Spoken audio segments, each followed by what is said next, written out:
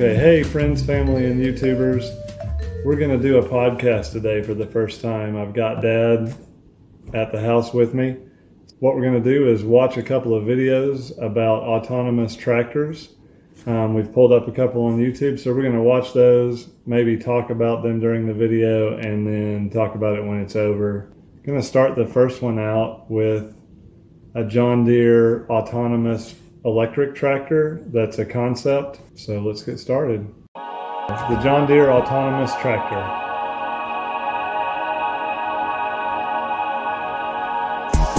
It looks like that guy is controlling it with his phone or something like that.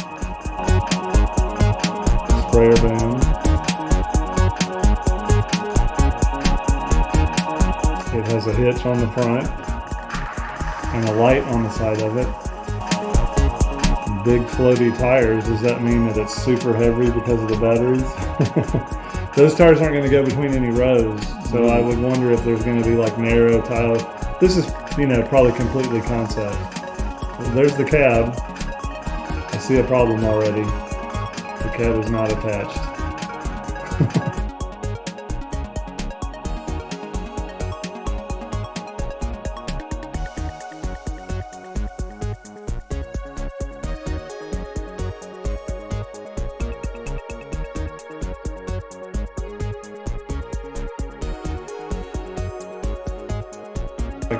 What's that implement? Is that a chisel plow? It looks like it has, it's got shovels on it and the spikes on the back. How wide do you imagine that chisel plow, or that, there it is right there. It shows it's got blades and everything. It's like an electric lawnmower. You're not allowed to get it wet. You have to park it inside in the wintertime because of the battery. So that's the John Deere one. There's not much about the technology of it other than the overall design where you ride in a cab, so-called, to get to the field, and then you just turn it loose and watch from there. I feel like then you got to get somebody to come pick you up in a truck while it runs so you can go do something else. If you're sitting on the side of the field, why not just be on the tractor? Like riding. I suppose it'd be bumpy, so like if you had to do something that you didn't want to be bumpy, but I can't picture that there's like paperwork needing to be done in the cab or something like that where you can't drive. But I don't know how you would think that might not be too rough there, and of course it's showing going kind of slow speed for as a movie, but quite a bit of hauling over bumpy roads, I'd be glad to be sitting in something. Yeah, that's something else and going. But that's a good point. Maybe it's going slow the whole time, so I wonder how fast it's even supposed to go. And was that real or was that just CGI of a guy? It looked like there's an actual concept that they built that moves and works, but I'm not even sure about that. And it must have some number of cameras, so you can, if you want to over control it, you have to be able to see what's going on, where it is. Yeah, this one's a couple years old, and some of those John Deere tractors that were autonomous that I saw had like an array of cameras on the front and an array of cameras on the back, but this doesn't seem to have any of that. Of course, it's probably just because it's concept or whatever. Yeah, and it's a real short video too. They're obviously not explaining how it works or anything like that. There's a lot left unsaid in this video. So it's just introducing the idea and whether, Yeah, right. So let's check out the Kubota one. This one says Agritechna new Kubota autonomous tractor. It's 2017. So this video is from 6 years ago. It's weird that when you search autonomous tractors, Agritechnica Kubota will display the latest technology we have in autonomous machinery. This autonomous tractors is the latest product available on the autonomous tractors, and we have also combine and rice planter with autonomous technology. This didn't know there was a robot Kubota is combine. equipped with sonar Not and in radar America, sensor, probably. which can detect trees, humans' body, all around the tractors. It's also equipped with a camera with 360 degrees, and you can display this technology directly on your phone or your tablet. It's very support all the customers to improve performance, visibility, and to work in very safety conditions. Come to our booth, all L7, all the Kubota team will be very pleased to attend you. Obviously, it's shorter, some kind of ag show that's overseas, I guess. Agritechnica. The guy sounds like French or something. Kubota. This one's a lot smaller tractor. Obviously, you sit in it. The cab doesn't come off of it. That's kind of like the cab thing. I'm kind of stuck on that. But I'm looking at it. A lot more cameras. Smaller, so I wonder how many horsepower and like what you can actually do with it. And also, it sounds like that. I mean, it's at a show, but I assume that they're marketing those, not just talk about. They're already making it. They're putting it out. And so it gives some more details about it, stuff like that. But the tires look like they could go down rows if they needed to. Well, yeah. And I wonder if there's any autonomous tractor that can go down rows. It's a smaller tractor anyway, but I think the going down road business is, not even a concept anymore. Not even one of the tasks that they think it can do. You got such wide wheels and everything, if you got 15-inch road. I mean, like soybeans, cut them at an angle, it just seems strange. The old time person. Yeah. They said something like it goes, one of the guys that I saw that has autonomous tractor, he's like, it goes and then it sees something and then it pops up on your phone and you have to look on the phone and like figure out if it needs to stop, or maybe you have to go do something, move the thing out of the way, or, do you move the tractor over?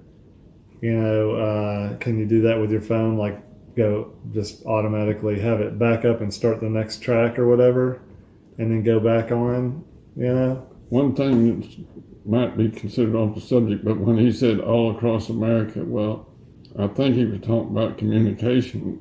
I mean, available, whatever, but communication is a big deal because just now had a big contractor's deer to have not just like connectivity. There's got to be signal everywhere. Satellite connectivity. So it makes me think like, are they going to do a big deal with Starlink or whatever, so that they can have more connectivity for John Deere everywhere, all over the. But I mean, it's everybody, probably not just John Deere, but. Well, John Deere wrote that's been in all kind of clickbait here recently about the road. They selected them after a several-year investigation of who could provide what they wanted. Oh, they deselected Starlink? Oh, I didn't know that. And so, that's just been in the news here lately. And I don't know any particulars about it, but all that means to me is it's a big deal to be connected. And a lot of big fields in the middle of Kansas don't have any cell tower in them. Right. Yeah. I don't think big tractors, big farmers, I think the market, it sounds more viable to me for small farmers with small tractors and small implements and one property, or a couple properties close together. But anyway, so hope you like this video. We'll probably do another one talking more about autonomous tractors and things on our actual farm in Illinois. So stay tuned for that. So I've always talked about how, well, not always, but in like the last 5 years or so, I've always thought it would be cool that we're going all the way from horse-drawn implements, and maybe by the time Chris is done, maybe we'll have something that's autonomous. Like, I don't know how many years ago, it's only been like 2 years that he's been using the robotic steering, right? Or has it been 3 years? I'd say probably more than that, but he upgraded it the year before last, I think. What was the upgrade, do you know? More so active control. Oh, okay. I was there when he calibrated, and he said they took a flag, stuck it down right where the drawbar was, and said, "Okay, drive it down so far, and then turn around and come back." Well, it did it of its own accord, and it looked how close did it stop right to that drawbar hole, and it was within an inch or something like that.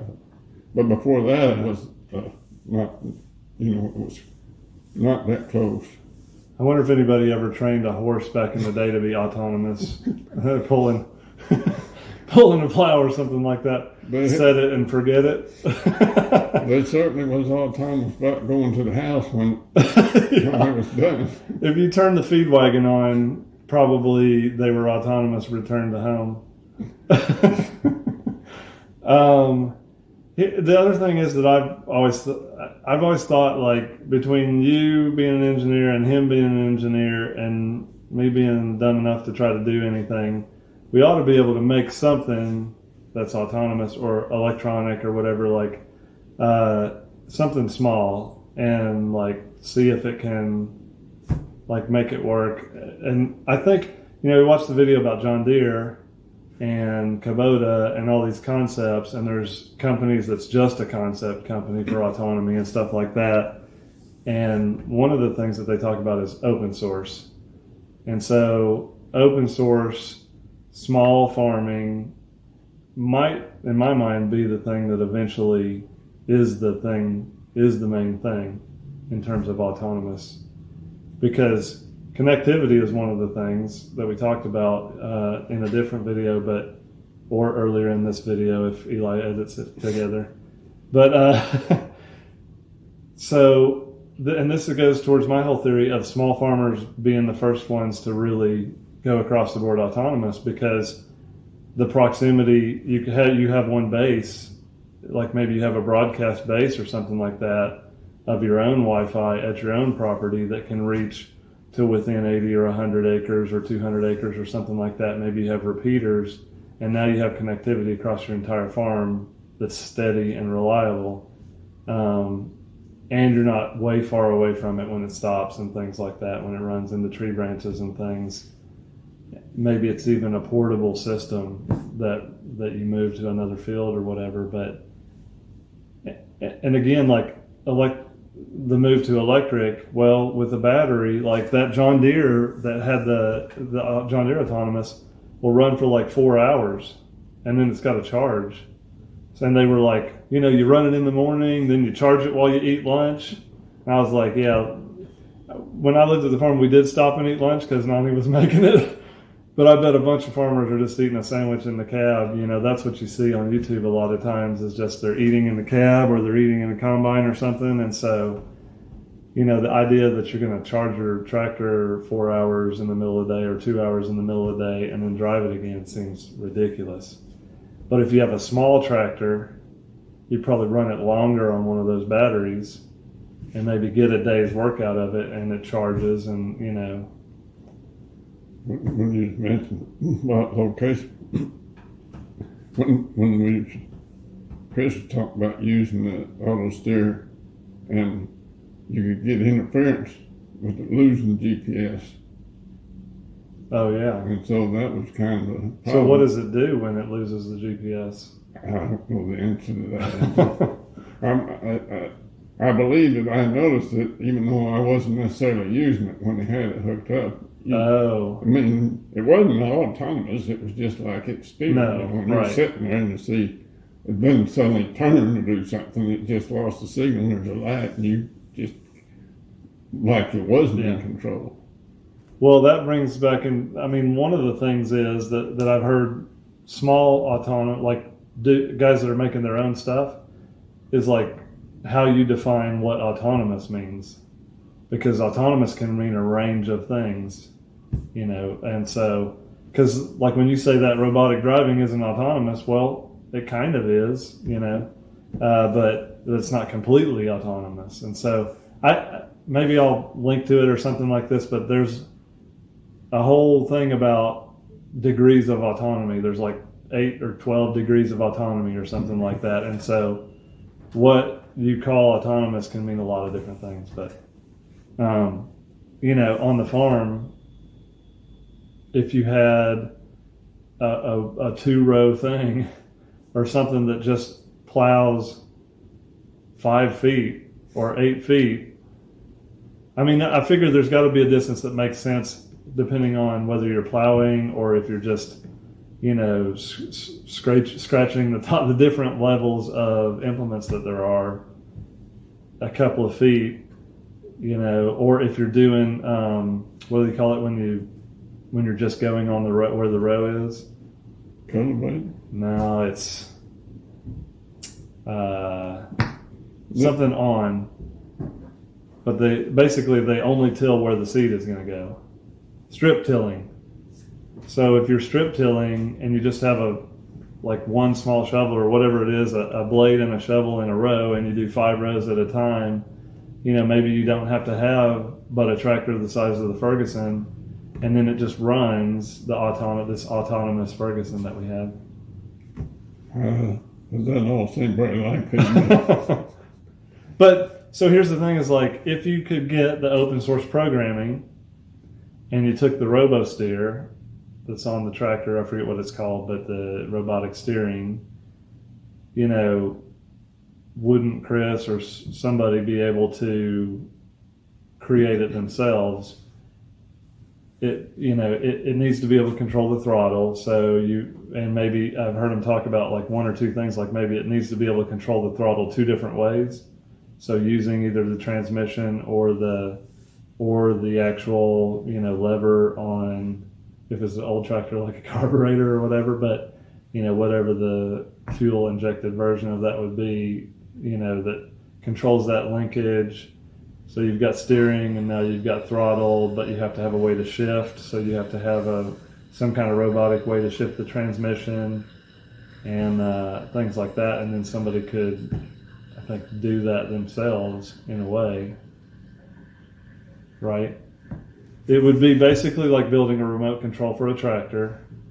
And then so it just runs on the auto steer, and then you're just controlling it at the beginning and at the end of the field. Well, to me, you said something before, but you got things that does auto tracking and runs itself that you fly in the air behind while you're making video. Oh, the drone, yeah. I mean, and it crashes almost every year. Well, yes, but that's it doesn't shift gears or whatever, though. It's like I guess if it's hydrostatic kind of throttle, if the throttle is controlled electronically, I'm thinking about retrofitting to an antique tractor, basically. But if you have a new tractor where the throttle is electronic, then you get into the whole discussion about right to repair and your ability to use your John Deere electronics to control the throttle or whatever.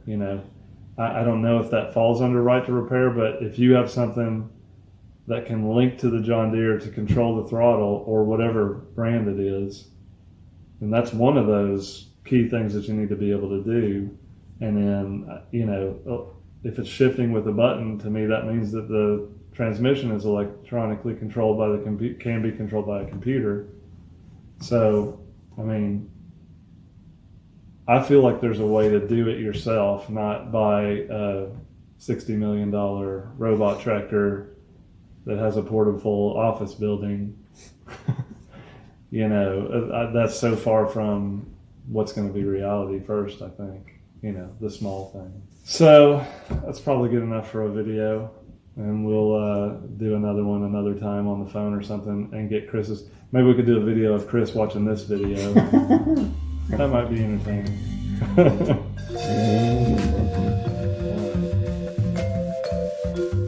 Thank you to everyone for checking out the Maple Lawncast. Be sure to subscribe for more episodes.